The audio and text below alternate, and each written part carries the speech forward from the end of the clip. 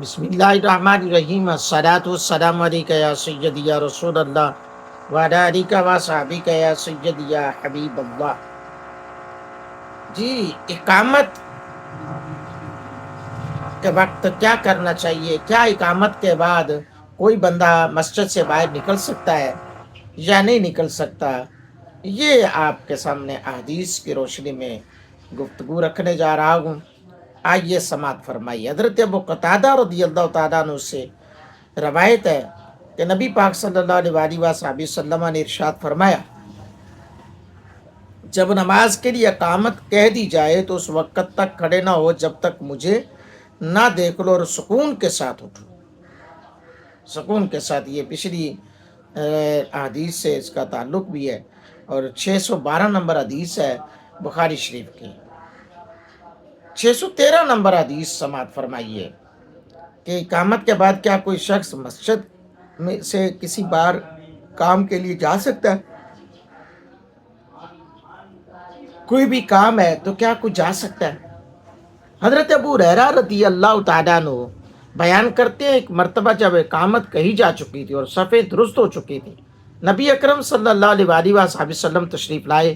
جب آپ اپنی جائے نماز پر کھڑے ہوئے اور ہم آپ کے تکبیر کہنے کے منتظر تھے، آپ نے واپس مڑتے ہوئے فرمایا، اپنی جگہ ٹھہرو۔ ہم اسی حالت میں کھڑے رہے یہاں تک کہ آپ واپس تشریف لائے تو آپ کے سر سے پانی ٹپک رہا تھا، کیونکہ آپ نے غسل کیا تھا۔ یعنی کہ اگر کوئی مجبوری ہے، کوئی ایسا مسئلہ ہے یا کوئی ایسا کام ہے تو اس وقت تک بندہ باہر جا سکتا ہے۔ جی ہاں، اور پھر اس سے امام کی انتظار کی بھی بات شامل ہوتی ہے۔ آج کل تو مولویوں کا انتظار نہیں ہوتا، دیکھا امام صاحب نہیں آئے، ایک سیکنڈ بھی اوپر ہوا، چلو جی پڑھو جی تکبیر، ہاں جی پڑھو جی تکبیر، امام صاحب نے نہیں آنا۔ اور پتہ بھی ہے امام صاحب ابھی آ رہے ہیں، گھر پہ ہی ہیں، یا سنتیں پڑھ رہے ہیں، یا باہر ہیں، تو لیکن نہیں، عوام پریشان ہو جاتی ہے۔ اچھا، حضرت ابو ہریرہ رضی اللہ تعالیٰ عنہ بیان کرتے ہیں، 614 نمبر حدیث، کہ ایک مرتبہ نماز کے لیے اقامت کہہ دی گئی، لوگوں نے اپنی صفیں درست کر لی، نبی اکرم صلی اللہ علیہ وسلم تشریف لائے اور آگے آ کر کھڑے ہوئے، اور آپ اس وقت حالت جنابت میں تھے۔ آپ نے فرمایا اپنی جگہ ٹھہرے رہو۔ پھر آپ واپس تشریف لے گئے اور غسل کیا، اور پھر جب تشریف لائے تو آپ کے سر مبارک سے پانی کے قطرے ٹپک رہے تھے، اور آپ نے لوگوں کو نماز پڑھائی۔ اللہ اکبر،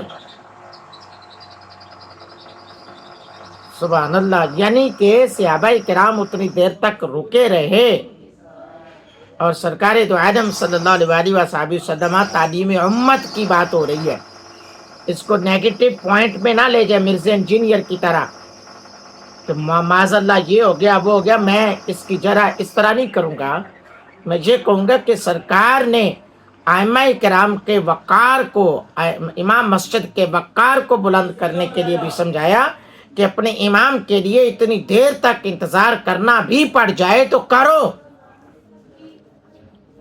یعنی تکبیر بھی پڑھی گئی، یہاں تو تکبیر پڑھی جائے تو مصلی امامت سے پیچھے سے بھی تکبیر ہو رہی ہو، امام صاحب آ رہے ہوں، بھی آ گئے ہیں، تو پھر بھی کہتے جی نہیں جی تسی چلو پڑھاؤ جی، مولوی صاحب تے چھڈو جی۔ یعنی یہ حالات ہیں، لیکن ان دونوں احادیث کو دیکھیں، صحابہ کرام رکے، انتظار کیا، پتہ چلا امام کی، اپنے امام کی قدر کیا ہے، یہ قدر کرنا سیکھیں۔ اللہ تعالیٰ ہم سب کا حامی و ناصر ہو۔ اللہ تعالیٰ اپنے حبیب کے صدقے سے دین متین کی ہمیں صحیح سے سمجھ عطا فرمائے۔ جن جن دوستوں نے اس پوری ویڈیو کو دیکھا ہے، سنا ہے، اللہ ان سب کی، ان سب کے اہل و عیال کی، آباء و اجداد کی کامل اکمل بخشش فرمائے۔ میری، میرے اہل و عیال، آباء و اجداد کی بھی اللہ تعالیٰ کامل اکمل بخشش فرمائے، آمین۔